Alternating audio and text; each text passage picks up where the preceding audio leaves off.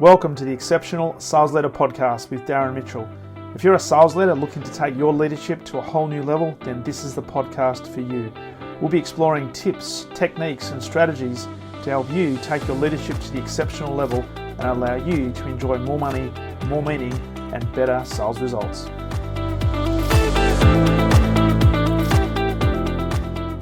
Welcome back to the Exceptional Sales Leader Podcast. A very special welcome coming in from north of the border in Sydney.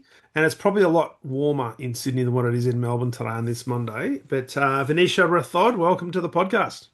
Thank you so much for having me, Darren. It's we've just been having a conversation for about 20 minutes. We've been talking all things branding, no dickhead policies, A game players, senior leaders, entrepreneurs. But of course, we've been talking a lot about your book, which is, and for people that can't see this, I'm holding up the book in front of me, which is known as the Briefcase Effect. And I've been lucky enough to get a personally signed copy, which I'm really grateful for. Yeah, And you're having a launch up in Sydney on Wednesday, which is I pretty cool. am. Yeah, and yesterday I had a book shower. So for anyone that doesn't know what that is, neither do I. I just think, why do babies and brides have all the fun?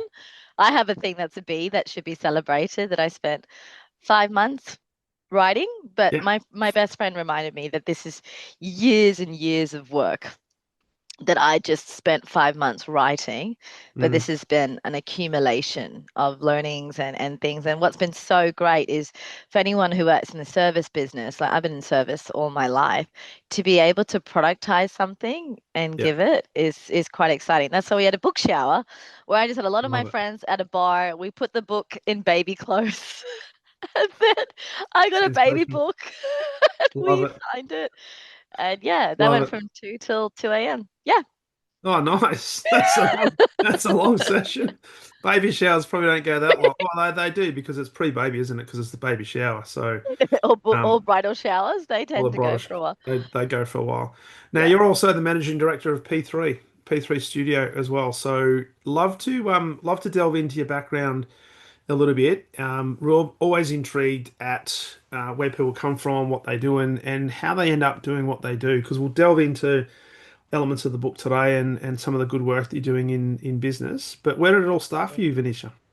Well, I got into retail when I was 15 because my mum forced me to get a job, and I was just really good at sales. I worked for anyone who knows City Beach. It's a very popular place. I grew up in Brisbane. It's a popular surf store there. Wasn't traditionally the people that they chose. Like, if anyone listening, I'm a really small brown girl, and they only hired people who were like beachy looking. So I came in there, they were like, "Ooh, what is she doing here? We don't hire 15-year-olds and people who look like you." And I was like, "I don't want to work here anyway. I wanted to work at Valley Girl at Supre." But they didn't accept my job application. And then when I did a trial in their main city store, and I remember how, not disgusted, but just like looked at me up and down, like, what is she gonna do? She doesn't even wear those kind of clothes. And I sold $800 on my 3-hour trial because I was nice, Mm. because I was attentive and warm, and like supportive. And then from there, they never trained me on the counter, so I was on the floor for 7 years. I On didn't the know I was, floor. yeah, so on the sales of the clothes, and I was just really honest, and Okay. like I was like, that doesn't look good on you. Like, I'm Yeah. sorry, but I'm not going to sell you something and pretend like things are nice when you don't look good in it. And I think clothes are such a good way of showing up. And Mm. if you look awful, I think everyone can look amazing if they take the time and effort to do look after their body and look after like the way that they things fit on their body too, the colors and all that. So I do take clothing very, very seriously. And then from there, I studied at university, international business and marketing, was going to go down the marketing path. And then you'll see in the book that a big part of the book is my father. So he got diagnosed with cancer and he passed away within 4 months. And at that Mm. time, I had to run the house, and dad was 50. I had my mom and my brother look after him full time. My sister was in school. And so from there, my life kind of shifted, and I kind of got a job as an executive assistant to Okay. tradie school. So have you ever heard of Skills Tech Australia? Also, so I was 22 working with like 50 teachers all tradies school, and it was fun.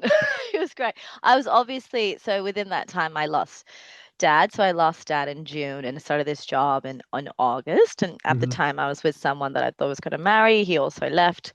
So 2010 was an awful, awful year. But I was just needing to have a job that got me through, but I was still able to be at home, like close to Hmm. home. But I just needed something to occupy my mind and start building a career. Yeah. This is where I started to learn about jealousy at work because I just never came across people who, they train you up, they support you, and then you surpass and grow them. And then you just see this angst on you. And because I was a contract, not a permanent, the other teachers caught on to what was happening. And they're like, we really liked that we had someone bubbly and warm. And I think there's a lot of things that you pick up. I Mm. know I'm going on a slight tangent, but I just think if you're young, when you go into an office, there are so many things you learn that you don't learn when you're not in the office, and things that you pick up, especially as you're growing your career. So I remember at 23, I sent an email. So I literally was looking after 50 teachers plus a whole section plus the main manager people. And I said, like, it's Valentine's Day, guys. Like, can you please fill out your timesheets as a form of love? Come on. And then, can you believe it? I mean, it's actually quite sad, but just life's just so crazy. I had my first boyfriend, he actually died at 26. So I was actually at his funeral. I just want to show you how extreme this was.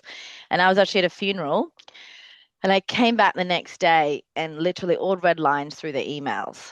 And this lady had access to both, like my boss's inbox. We both Yeah. had access. Thank God my admin manager at the time could sense that there was this jealousy thing going on with her, and I had no idea.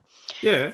And she pulled me aside. But what I really learned as a lesson, obviously she was very coward to do that while I was like in heavy grief, and to do it when I was away. And even my boss, he didn't care. He was like, I actually think this is funny that you make the teachers do this because they'll actually do it.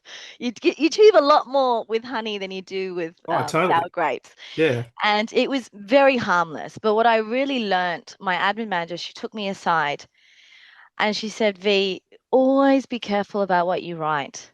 You never, ever know where people can take that. And I Mm. just think these lessons are so important when you're young, when Yeah. you're meaning to do good work, you're meaning to do well, and people that can misconstrue it. So she completely disregarded the whole jealousy thing. She knew my intent wasn't that way.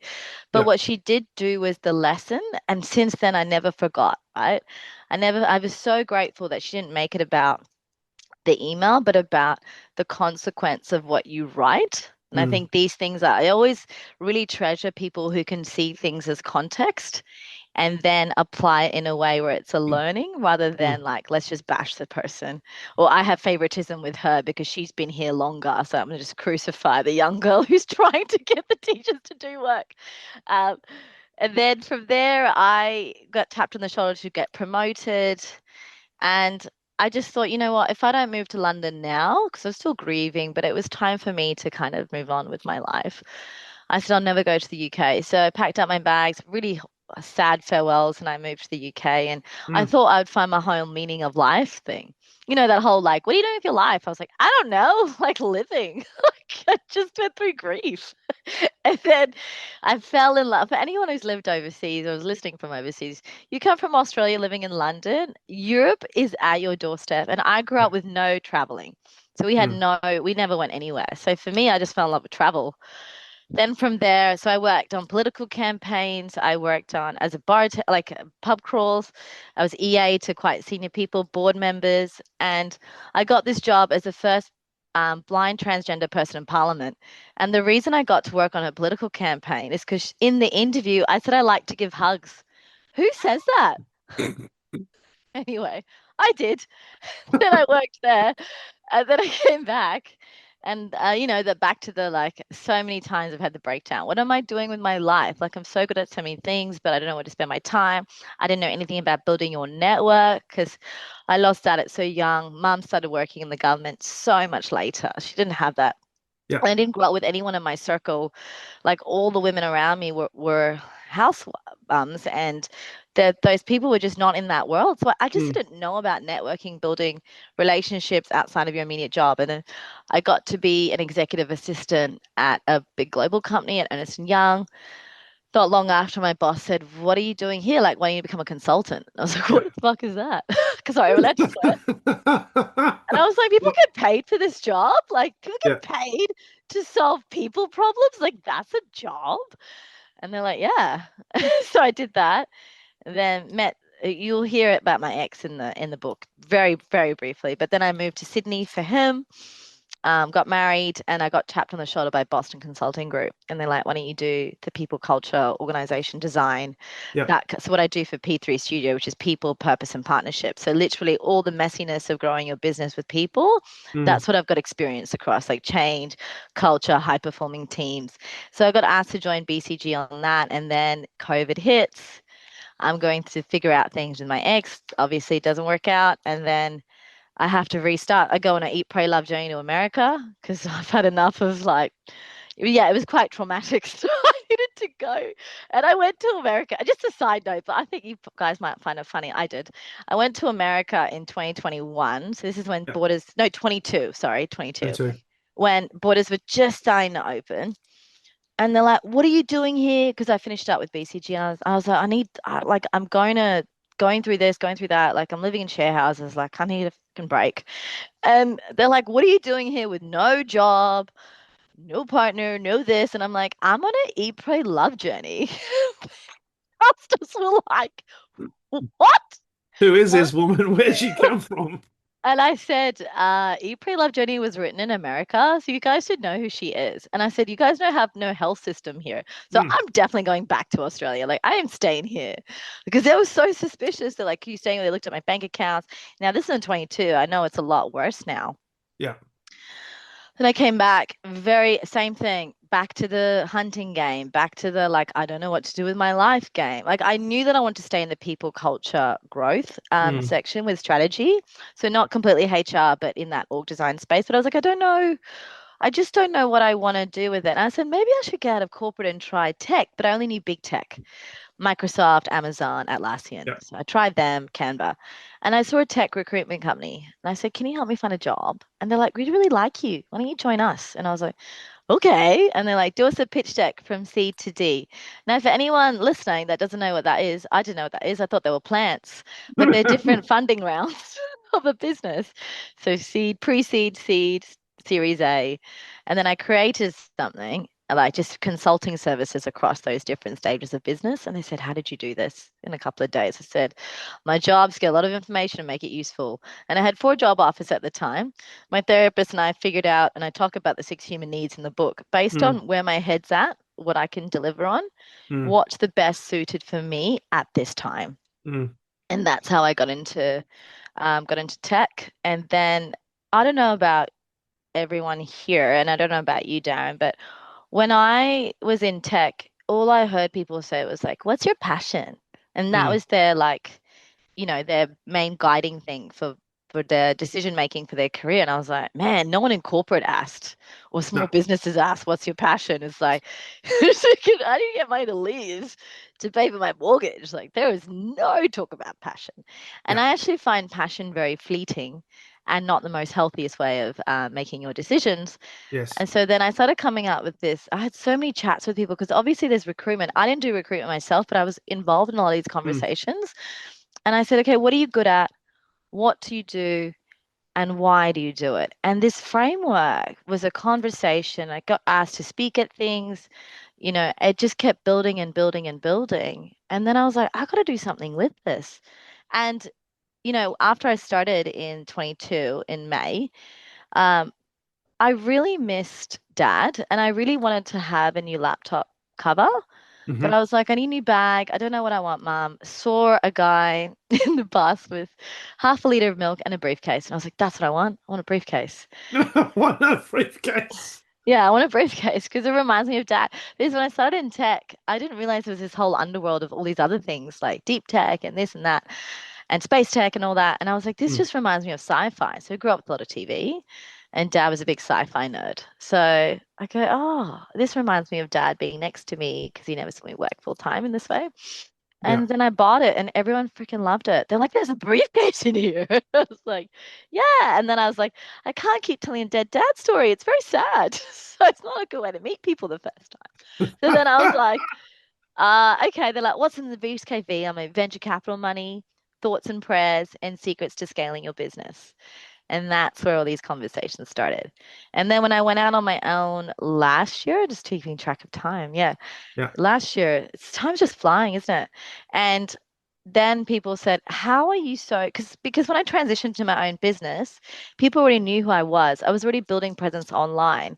But Mm. the reason I started building presence online is that the company I worked for did a tech salary guide, and I was part of the group that recruited companies to gather the data. Now, I care about tech salary because I care about salary transparency. And with all the things I went through, I know the power of money and the dynamics it plays Yeah. in your life and in your relationships, and how much of a disservice it is when you don't know what to ask for and Mm. what to fight for. And so it was really values aligned. And then I just kind of combined it. And then people said when I started my business last year, V, you gotta help me figure out mine. So then I kind of came up with these sessions where I would sit with someone for 2.5 hours, 3 hours, pull them apart and give them a document and go, here, now be the best version of yourself. So Yeah. that's what the basis of the book is. Because my girlfriend said, I saw what you did. Please, can you write about it? And I said, how hard could writing be? Because I give someone 20 pages anyway. Here's what, and Australia falls asleep in January, February. So I was like, I'm just going to hand it in mid-Feb, first manuscript done. And I was like, oh my God. So that's how we got to here. There you go. Awesome. And the big release or the big showcase tomorrow, Wednesday night this week. Yes. Yep. Yep. So that would be intimate with my mom, my brother, and my sister are flying in for that. So family, and that's going to be at the Pillars. And then I've got launches all across August. So Mm. things happening in the Canvas space, things happening with partnerships. I've got things happening at the Wade Institute in Melbourne. Obviously can share all those details, but I Yeah. just want to get the impact of the book. As Mm. I explain what the book is, it's a magnet for opportunities and amazing people, and it's a detractor to those who harm and hinder or dickheads. Yeah, we talked about the dickheads before we press record. So I'd love to talk about some of the key, I guess, elements of the book, but going back because and thanks for that history because it's quite an interesting background in terms of what you've done and the experiences and probably the people you've met across the gamut of industries and businesses. If you look back, if there was one overarching lesson that you've been able to hang on to, and maybe it's part of the book, but maybe it's something else. What would be the biggest lesson you've learned through that? Because you've mentioned a number of obviously challenges with Mm, your father passing and the boyfriend passing, etc. But also the jealousy and the different games that people play within organizations. If you look at all of that, mm, is there an overarching lesson you can take hold of and say, you know what, this is what's helped shape me, and I look yeah, back on that with not so much fond memories, but with gratitude that I wouldn't be the yeah. person I am today without that. Yeah, I think that life is so finite, and it's when people are awful to you, it's more of a reflection on them than on you.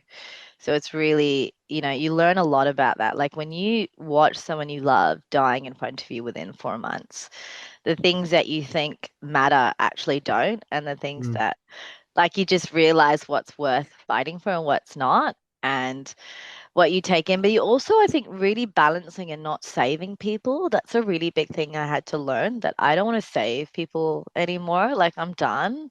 Like, I literally only want to work with A players who want to elevate with me, and I don't want to be in that. And your environment is so much more stronger. Like, I could not believe how much my life has changed in the last 3 years because I changed my personal and professional. But mm. those things that I had before have made me where I am Yes, today, right? Like that's that yes. resilience. And there's a really beautiful poem I wrote about bittersweetness. And it's such a strong emotion because I go, would I be where I am today if dad hadn't had passed? Mm, And it is like this, would I have the briefcase? Like obviously I'd want him here with me, but it's like you've taken something that's incredibly painful and created a legacy from it that you go, well, would have got here today if I didn't have Mm. that experience. So I think it's when you turn your pain into something that's quite powerful and your fuel of what you do. And that's the same with the divorce. It's the same with all the deaths. Like, how Yeah. do you turn your pain into fuel, but in a way that you don't take out your anger on the world, but you work with it to change it. Yeah, it's the stuff we talk about. I talk a lot about this to leaders as well, about the internal versus the external locus of control. So the stuff you Absolutely. do have control over, the stuff you can influence, and then there's other things that just happen, right? And let's be honest, shit happens. And it's how you allocate meaning to that and what you take from that that's either going to define Mm. you positively or not so positively moving forward. And the worst thing you can do is to blame situations, to blame others, and even I've seen some people even blame people that have passed for them being in a position they are, because if it wasn't for you not being here, I wouldn't be where I am today in a negative sense, and that's no Mm. good either. Um, Mm. but and Steve Jobs said it really well. You can only join the dots by looking backwards. You can't join the dots Yeah. looking forward, right? And look, Yeah. my father, just full transparency, he passed away from cancer in 1998. So it's coming up Oh, to wow. like 27 years ago, and he Oh never my got to see God. his grandkids. The same thing. At least we got to say goodbye Yeah. to him. But I look back and think about all the lessons that he taught me that I didn't necessarily recognize at the time, but in Yeah. retrospect, you know what, that was a great lesson. And the biggest lesson that I got from him was that he never made it about himself. He never complained about why is this happening to me. He was more concerned about the people Yeah. he was going to leave behind to make sure that they were taken care of. And it was a great example of what I now call servitude, that, you know, take Mm. care for others and, you know, that they'll be okay. Yeah, it's interesting. It's really interesting. Yeah. And I love that so much about when I talk a lot in the book about, and actually what I've just come to see lately is that we think that we need money, that once we achieve this goal of becoming a manager of this or getting this car or getting this or getting this, then we'll be in a good place. Then Yeah. we'll be like, great to be around. And I've met people like that. They have no peace. And I was like, I always say, and I wrote in the book and I go, even if I had $10 million in my bank, I'll be right here, right now. Yeah. Like, how many holidays in Greece can you go to by yourself with random? Like, it's beautiful. I'm not saying that, but there's so much emptiness. There's so many people who have so much money and they want to kill themselves. Like, Mm. I worked with a human behavior coach. We learned, she taught me a lot about depersonalization of not letting things come to me. But what I'm Yeah. seeing more and more is this is why I hook in the why do you do the work? It doesn't necessarily have to be aligned to the work you do, but what drives you to do the work? Yeah. And I want to say the pitch to you because it's the preface of the whole book, but it's also an observation of what I've seen. And I love that your father said, like, how can I make things better for everyone? And if we all think like that, like the thing that I have in the bookmark for you, or have that, let your love for humanity be stronger than your need to exploit from it, right? And that's the Yes. servitude to everyone. But you can only curate that life when you're no longer in survival mode. That's If it. you're in survival mode, you're just going to be like, what can I get out of people to get me where I need to go? That there are some people who have so much money who are still act like that, and there are people who have nothing and they act with so much grace, right? And I've met people who have everything and they just numb with drugs. They just numb to feel something. And I go, this is it, guys. This is life. Like, this is it. I think the key is to have consistently beautiful experiences.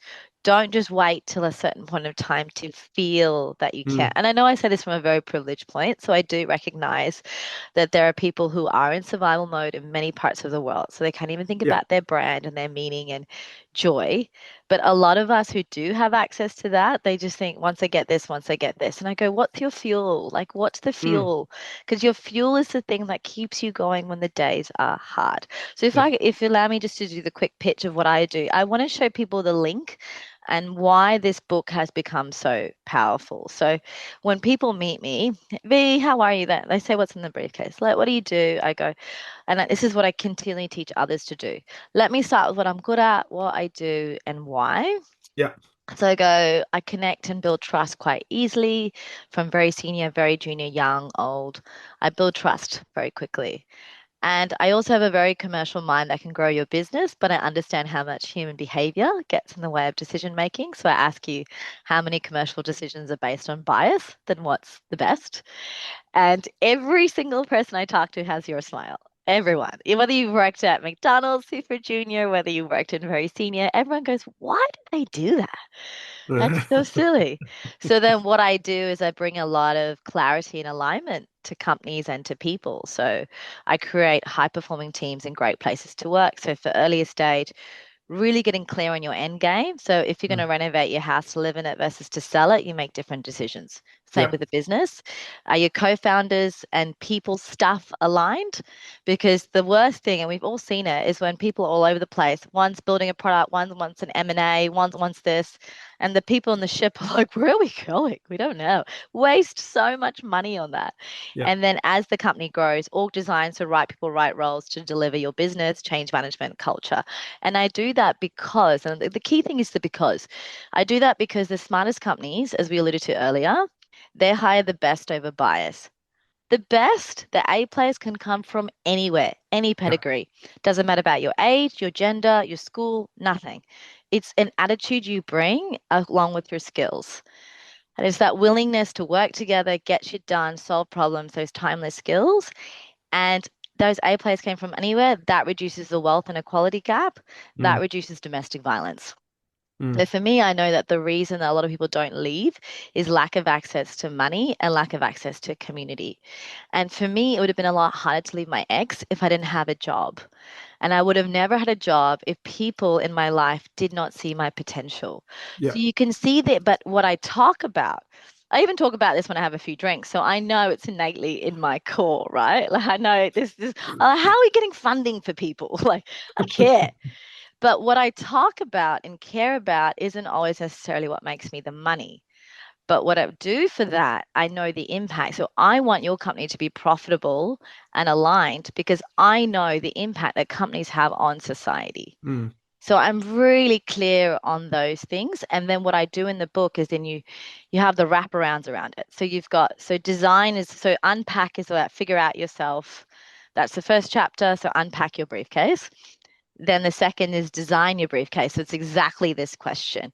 Mm. Really hone in when you do your pitch. What are you good at? Because your confidence builds up. I'm good at Yeah. this. And then I've got stories around that. I do this.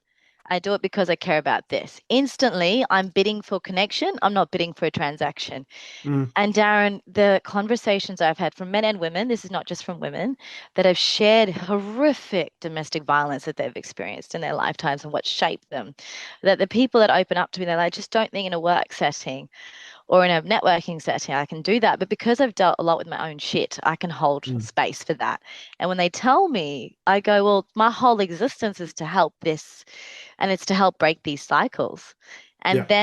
then I'm really clear, and then I don't have this off branding that, and then I wrap around the support with what I talk about online, what I do at panels, what I do at things, but it's really clear. And then, like you say, it's a detractor for those who are not interested, and an absolute magnet that I was like, oh wow, she cares about this and she cares about my business. And the key thing you said there, Venetia, is it was all about it's not about the transaction, it's about the fact you want to make a connection. And I Yeah, was going to ask you from your perspective the differentiation between A players and say the D players or the B players, right? And we talked yeah, a little bit about before we press record about the A grade actors and the B grade actors, or the socialites and stuff like that. Um, I loved when you said it's not about your background, your age, your gender, and you've got to have a certain skill set. But I yeah, see this all the time in businesses. Unfortunately, they go to the well and they go to the same well thinking that the talent pool has to come from a certain area with a certain specific amount of experience. And how many good people, good A people, are these organizations missing out on because they're not expanding their thinking around what actually yeah. constitutes an A grade person?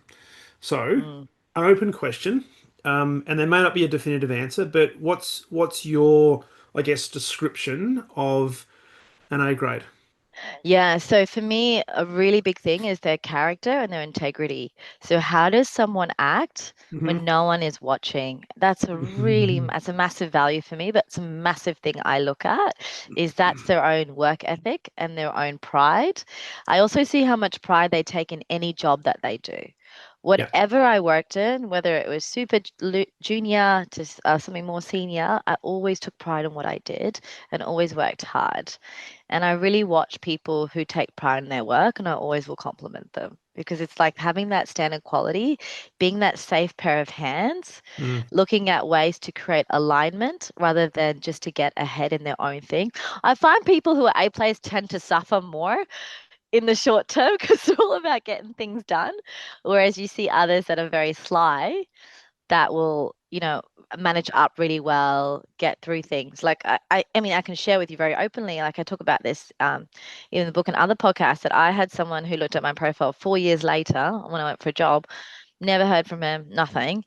And then was like, hey, let's catch up. I started my own thing. And I was like, okay. He's like, we really wanted to hire you. But the person we had, she was blocking me, essentially. She got very jealous of me that Of I you. was meant to work. Yeah, yeah, only from an interview because I'm amazing. I'm an A player. The B players. You're intimidating. I'm absolutely intimidating. I'm so fun and cool. I know every time I get sad, I'm like, nah, I can't be sad. There's so many losers running around.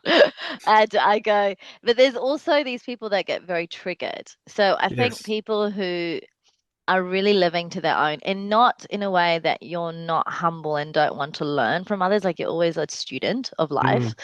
but to be when you're a really bright light and you're thriving, what you do is you either become a shadow, like you've become a bright light and you show people their shadows, so the bits they don't Yeah. want to deal with, their Yeah. insecurities, or they don't want to look at it, so they'll just bring you with them. And then they just drain you, like those draining people that are like, oh my gosh, Yeah. she's so good to be around. Let's just drain her and take all the sunlight for ourselves so we don't have to look at our own shadow. That's why I said I Yes. want to save people. But this person said to me, I really wish we hired you. We just didn't realize that that person was so toxic and didn't want you to be there because you would highlight something that they wouldn't see. Deficiencies. Yeah. But they're very good at managing up. These people Mm. also have no empathy. A lot of them don't have empathy, which was really hard to kind of understand because I'm full of all the empathy. So you can see the people that just look tired all the time, but then there's people that don't. And the big thing I also say is that they just don't look for alignment. They always look for their own self. Yeah. And and those people are deeply insecure. It's Yeah. all about them to fill their cups. Mm. And I had one person at a workplace who was like that. And I had to read Harvard Business Review articles to understand how to deal with these sociopathic people. And it's the same deep insecurity. So I actually Mm. have a lot of pity for them, but I don't want to save them. No. So you watch people, how do people act when no one is watching? And these are all traits that people will pick up from the network. Because if you're very good at your skills, that's your skills.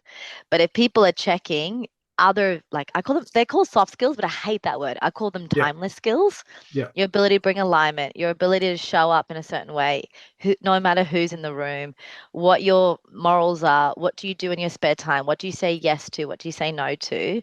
Yeah. And that for me gives me a lot of strength because when I meet people, I don't look up or look down. I just know what I want to do and how I want Mm. others to help me achieve a mission because I actually want to help their children and help humanity.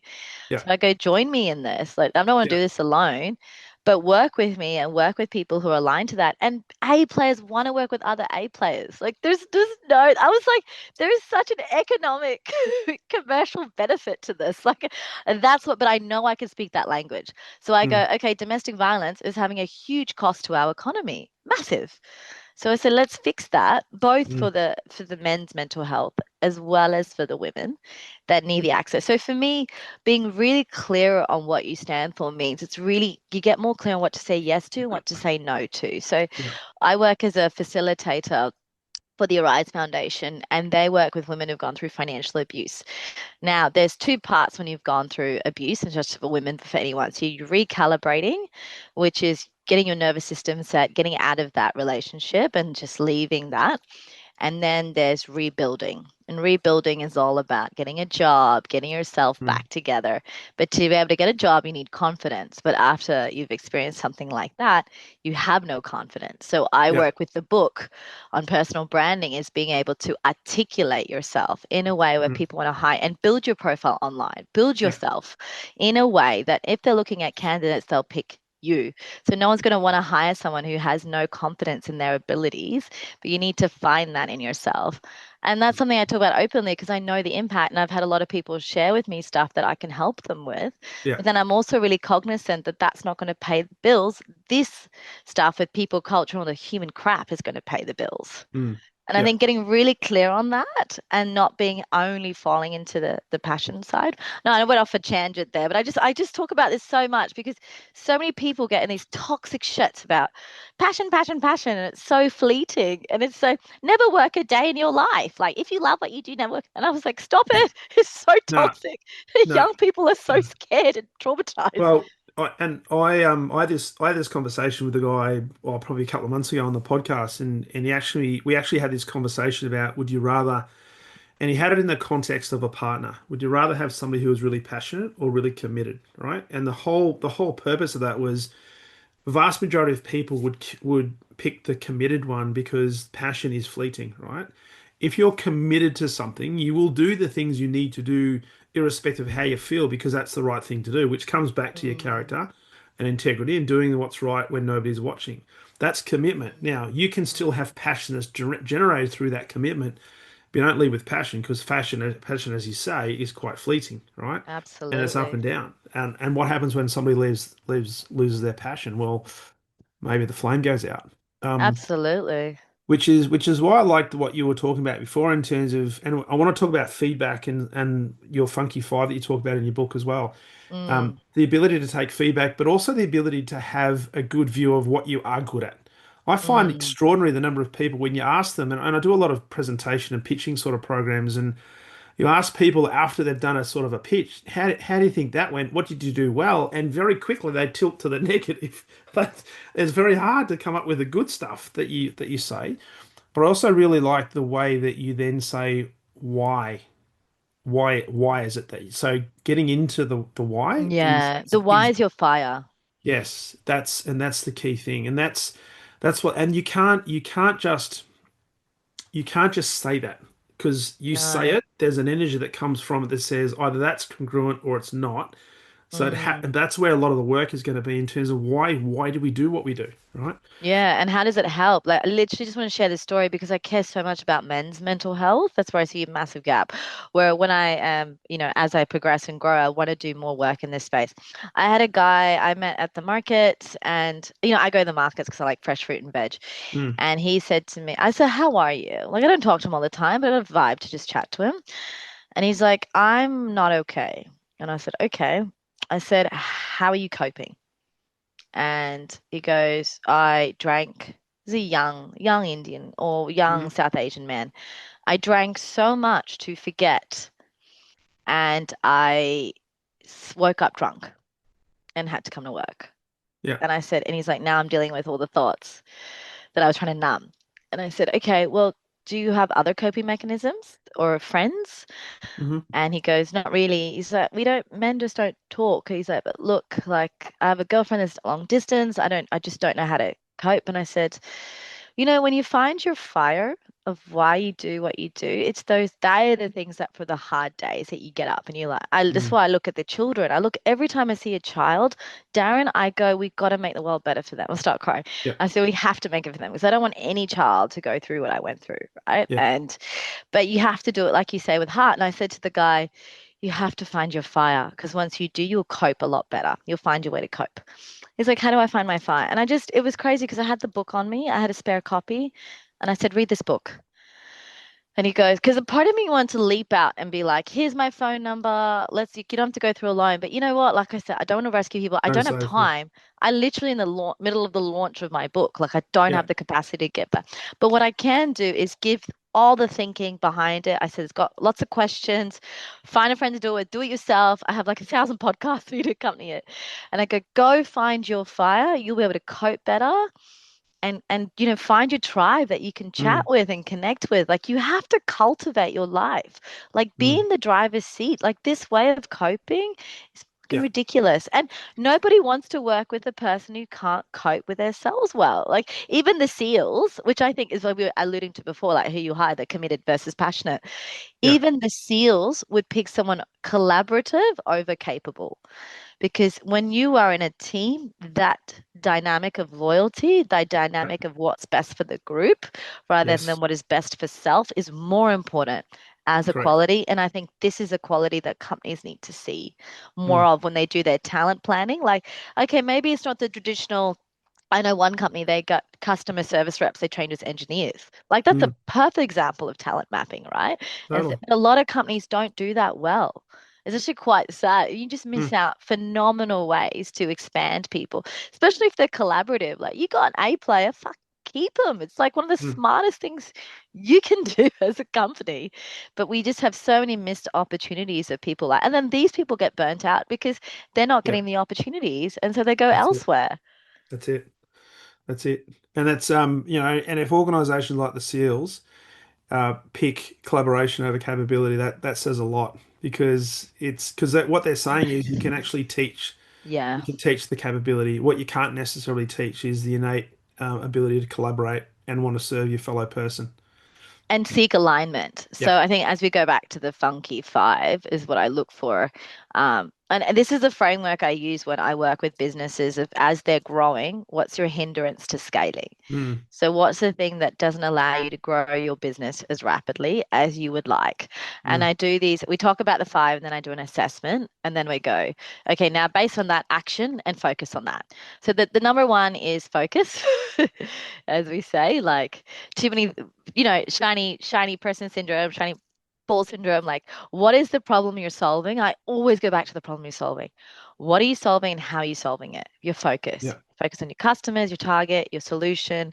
I see so many people that are like, no, that we got to go this solution this way. Like, let's do a whole new thing. And I was like, oh my God, do you have something people want to buy yet? Like, when I came from corporate into tech, I was like, what is this no profit loss? Like, how are you guys measuring your business if it's healthy? And yeah, so anyway, so focus is one.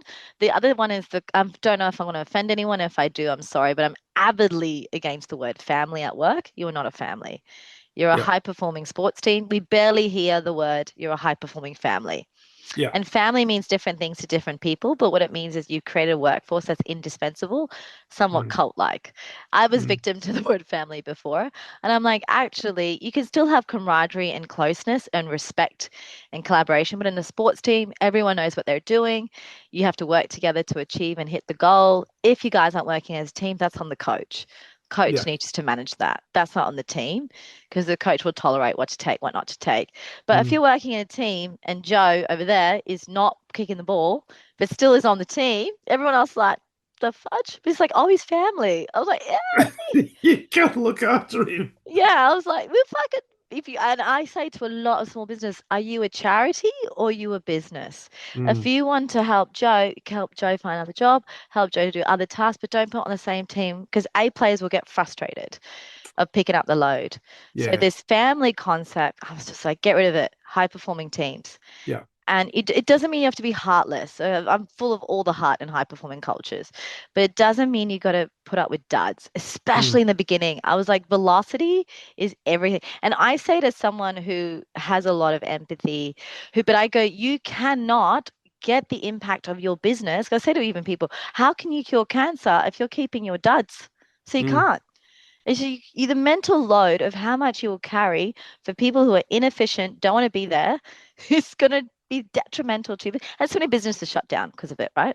Well, and also probably the inability because they treat them as family, or they've been around for a while. They've done a favor for somebody to somebody was harming their Yes. luck, so they gave them a job, but they haven't given them feedback, so they don't know actually where Yeah. they're at, and they think, well, I'm just part of this. It's just this is just the way we do things. Absolutely. And yeah, haven't been told that. So I was like, they know what good looks like? And is Mm. there a consequence if they don't? I know Yeah. it's really hard to get rid of people in Australia, but you can pull people up to perform. And it's a very hard thing for a leader. Like, no, a lot of people don't like that, but it is the detrimental thing for your business. So this whole family thing, like, get rid of that wording. Like, And it's is so gross. that under focus?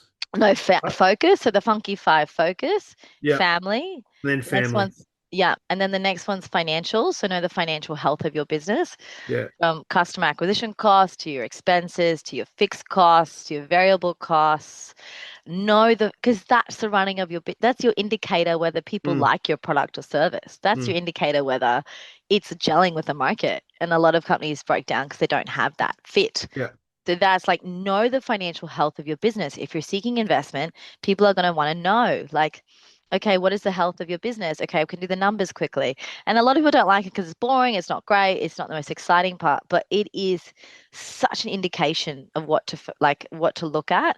And if you Yeah. don't know the financial health, you should be able to have a tools or systems that can help you instead of crunching the numbers, use the numbers to inform your decision making. And a Mm, lot of people don't do that very mm. well. So you've got financial. The next one is feedback, as we alluded to earlier. So I say to you as a leader, are you the emperor in new clothes? And there's a lot of them around and they still make a lot of money. So I'm not taking away, but they could make a lot more money and do a lot more if they allowed people to give feedback. So I always go, how do you feel when you receive feedback from your customers, from your own people, from advisors? You also have to filter, so you have to be Yeah. cognizant. But you're hearing the same thing over and over again. It's not about you. When you build a business, it becomes bigger than you, and it should, Mm, mm. right? But if you are so adamant it has to be done this way and you don't accept feedback, you're going to end up with people pleasers around you. You'll end up with emperor new clothes, and someone with a better product is going to come and sweep you like that. That's it. Or the A player's gonna be like, oh, fucking tired. Because A players want to get stuff done. I mean, that's a really Yes. good quality, is that they will tell you the hard stuff Yeah. because it's about the bigger picture than you. Mm, So mm. you have to, if you are too tied to it, and that's okay. So if I'll give you an example, it's not exactly like that, but I talk about feedback. Now, originally, I want to call the book Fuck Personal Branding. F dash CK Personal Branding. Mum's like, please stop swearing. Please stop swearing.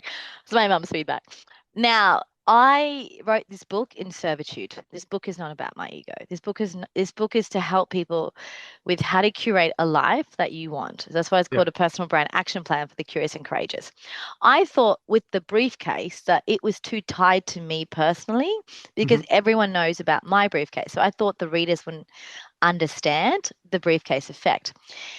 And then I did so many polls, Darren, like personal, professional, LinkedIn. I had people out of the woodworks that I've not heard from in years. And I'm like, please, V, the briefcase effect. We all love your briefcase. And I was like, this is weird. And I was like, are you sure? And it was crazy because when you ask, the people will give you the feedback. And I Mm. listened. And I'm so glad I did because then I understood what the briefcase effect is, like the butterfly effect. But briefcase effect actually is aligned with company and money and goals and presence. And Yeah. that's exactly what the briefcase has got, this renewed sense. And what I love about this book is it feels like a junior person can hold it, a senior person can hold it, a male, female. Like it's like the hottest selling book for women in business right now in Amazon, and it doesn't look like a woman business book. And that's Mm. what I loved about it, is I love that it's anyone who is feeling I just want to curate life on my terms and not give up my authentic self to do Yeah. it. I said, you can't. The right people will make way for you.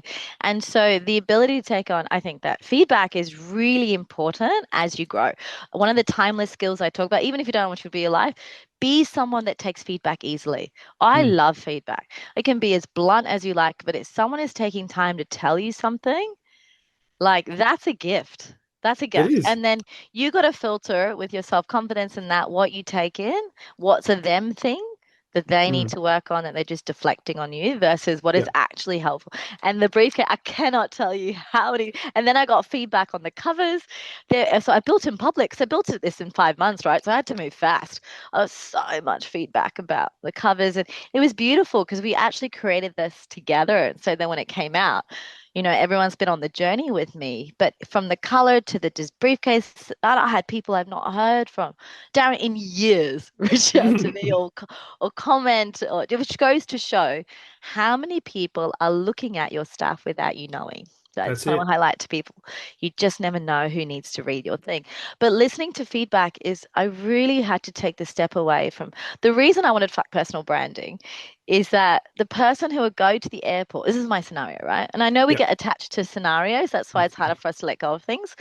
I wanted the person to come to the airport and all they hear about is build your personal brand, read your personal brand. And they're so frustrated that they wanted to write, they wanted to, oh yeah, personal brand, I just want to pick up the book. But then my girlfriend's like, but your whole book is about branding. I was like, oh yeah.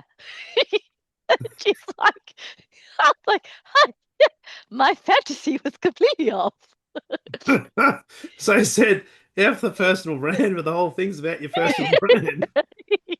Oh, that's interesting. I'll get that book. Then you start reading it. Hang on, it's all about personal branding. What's going on? Yeah. And I was like, ah, this is very good to know. I will definitely listen to this feedback. And so, yeah, then it was like iteration, iteration, iteration. But I'm so glad I asked. I'm so glad because it just goes to show how many people that have your back and people that generally want to do the right thing. And then Well, the last one. Oh, don't go. I was just going to say the people that give you feedback. I say this to leaders all the time that when you give feedback and when you receive feedback, yes, you've got to determine whether it's fact or fiction. You've got to determine whether there's somebody projecting or deflecting their own shit onto Absolutely. you. But at the core, people who give you feedback are giving it with the best of intentions that's designed to help you. In Absolutely.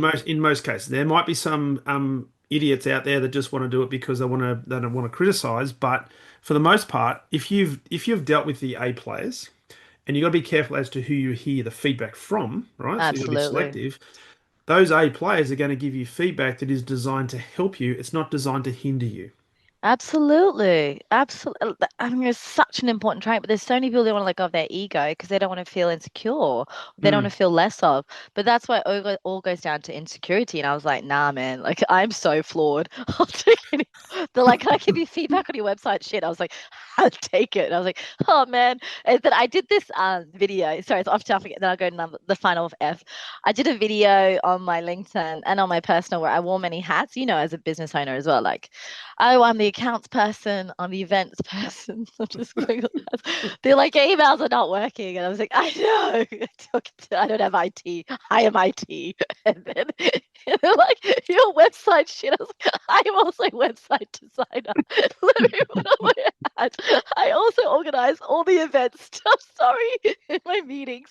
No EA. And it's just like, I don't know. It's just fun. But then you do it with joy, right? You do all this stuff with joy. But We do, but you're not gonna be able to satisfy absolutely everybody. Everybody have their own perspective, and yeah, they'll see through things through their own lenses, and that's yeah, fine. It doesn't have to be yours. They don't need to like it, but yeah, again, just coming back to it, just be careful on who you take your feedback from, and if you take yeah. feedback from people who are genuinely in your corner, then Mm. you know that it's being given with the best of intention to help you. Absolutely.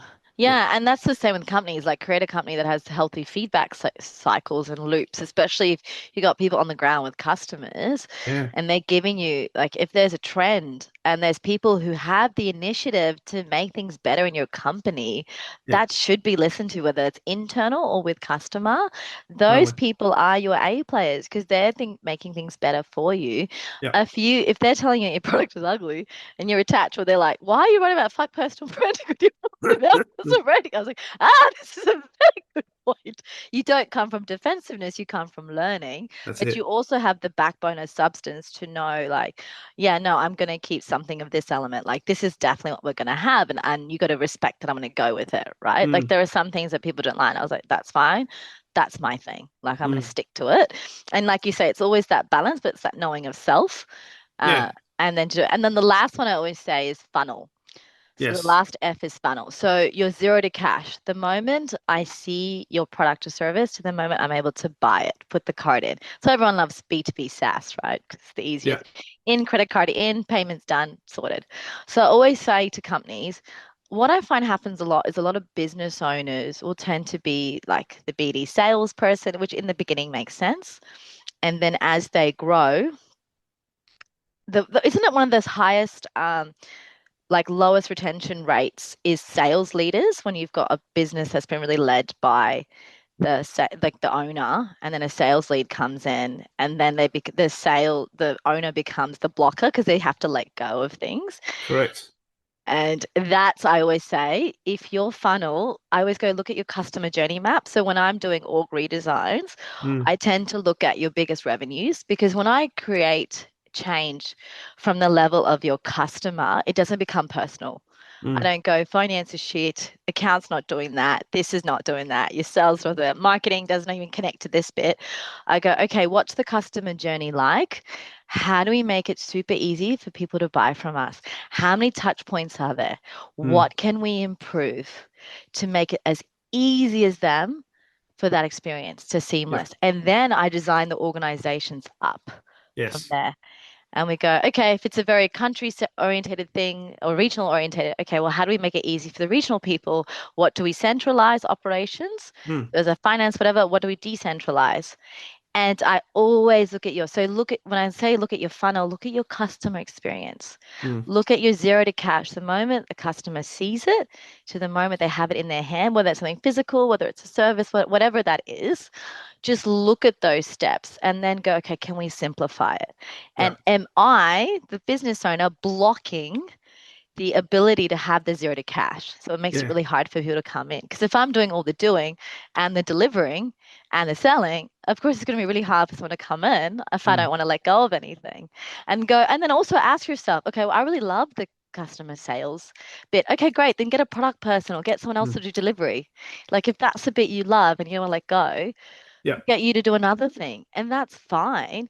But always look at your funnel, your zero to cash, and try and make it really easy for the customer Mm. to be part of that. And that's organizations that really are customer centric and they actually Yeah. build from the customer experience upwards versus saying we put the customer at the center of everything we do, but when you look at their processes and the way they go about it and even the psychology within the business, guys, the customer's the last thing you think about. You're thinking about all your product. And I say this to sales teams all the Yeah. time, that your customers are not Yeah. interested in your products. They don't want your product. No. What they want They is a want- solution, which comes back to what your focus Yes. is. Yeah. And then you have to adapt to it. But it's that customer, and I go, your customer brings in your revenue, idiots. Mm, No, I'm joking. I just go like, okay, you guys as a team need to talk about making this process easier because I can't have yeah. the customer going back and forth. That's a shitty experience. What I think's happened a lot in Australia, I don't know if you feel this, Darren, a lot of companies have been able to make a lot of money due to complacency and lack of competition. Yeah. And so they're kind of like stuck between two and you're like, oh, well, they're both inefficient and awful, but I have no other competition. And I've said that to companies I work with. I say, you're very lucky on the lack of competition because Mm, that's driven a lot of complacency. But yeah. you see the markets in India, in Europe, in America, they have that shitty experience. They'll go elsewhere and they'll get That's a it. much better experience That's because it. that has been, it's not about keeping the egos, keeping this, keeping that. It's like, no, what do we make it as a really good experience? People will pay more if they see value in it. Mm, But if you're creating an awful experience, nobody wants that. no. No, and it's just simple things like if you've got a problem you want to talk to somebody, don't get funneled into a frequently asked questions page on your website or do it yourself, self-service. Actually want to speak to somebody. And don't make it onerous where you have to wait for 30 minutes to get to talk to somebody. It's not Mm. it can't be that hard. Can't be that Well, hard. it goes to your value prop. So if you're a very cheaper option, then you go, well, you get what you pay for. Yeah, I of feel course. more premium, and you go, this is our differentiated market, is that Yeah. you're going to have accessibility. How Mm, important, like for some people, they never want to talk to anyone. Like there is this funeral company, they cut the market because to organize a funeral is hard work, right? Like mm, it's so many calls you have to make. It's very, there's zero to customer experience. yeah. But then there was a technology solution where probably don't want to talk to people, but you can just Mm, pick like a Qantas air flight, this version, this, deliver on this, yup, done. Because that, if you think about your customer shoes when they're going through a death, they're not going to want to have mm, chats with random people. no. They just want to No. get the stuff done. This is a tick box in the process while they're dealing with their grief. So they found a Yes. market in to create a smooth customer experience to Mm, be able to deliver on a key solution. And I mean, death is like always going to happen. So yeah. they're doing pretty good. So Yeah. they found a gap in the market. So I was sort of like, where do you see where there's so many inefficiencies, especially in Australia, on so many things that you can just disrupt? I mean, Uber did Mm, that, right? yeah. Where you can just disrupt the market and create a better experience for the other end, and people will pay. They will. that. They will. Alrighty. Hey, I'm really conscious of time. Absolutely. Love this conversation. If there was one, I guess, lasting piece of guidance or last piece of wisdom you'd like to leave people with in relation to the briefcase effect or, F the personal branding. A key message to leave people with in terms of something to grab hold of and Mm. maybe think about or implement, what would that be? Always give credit where it's due. I talk about it in the timeless skills, like, really look at your circle around you, and even if you have people that they're not in the room, really give that credit. I think it's such a beautiful leadership trait to remember where you got to and how you got to where you are, Yeah. and to always carry that with you. And if you've got a shitty tribe, I have a friendship audit in the book for a very reason. Like the chapter is called Carry. It's all Hmm. about what's around you. And when you're around people, and that's why I'm having the celebration private one on Wednesday, it is a massive thank you. Like, no matter how things turned out later, to Yeah. all the people that were there in the milestones that believed in you and that got to where you are. I find a lot of arrogance, like I got here myself and I didn't do this, so I disregard this, so I'm too big now. A lot of friends are like, stay grounded. I was like, I can't help it. I will obviously stay very grounded. Y'all remind me of like where I came from. And I just think it's really, just really those little things about remembering where you got to and how you got to. And if you have an organization that doesn't value that, you shouldn't have to change yourself. Just, I think it's something really important to carry through. It's something I really carry through and really value Mm. is that real gratitude and thanks to where you got to. Yeah, I love it. Love it. Great way to finish. So, hey, thanks so much for coming on the podcast. It's been a great conversation. For people that want to connect with you, Venetia, and most importantly, get a copy of the book, where's the best place for them Yes. to do that? You can get on Amazon. I have my website that I need to improve, obviously, thebriefcaseeffect.com. I'm on LinkedIn, Vinisha Rathod, with the briefcase and a fairy next to it, so living to my brand. They're probably, and I've just gone public with my Instagram, so VINII_SHAR. If you want the full spectrum of the human experience, you can have a glimpse of my personal and professional life in there. But yeah, they're all the ways that you can connect with me. I love growing businesses. So if I can get in touch, I'd love to help. Brilliant. Awesome. I'll put all those in the show notes. And Thank you. thank you so much. Thank you so much for writing this book. Thank you for being an A player. And thank you most importantly for sharing what you've shared Oh, today on the podcast. Greatly appreciate it. And and thank you so hope the launch much. goes really well for you. And thank you so much for having me. I really appreciate it. All the best. Thank you.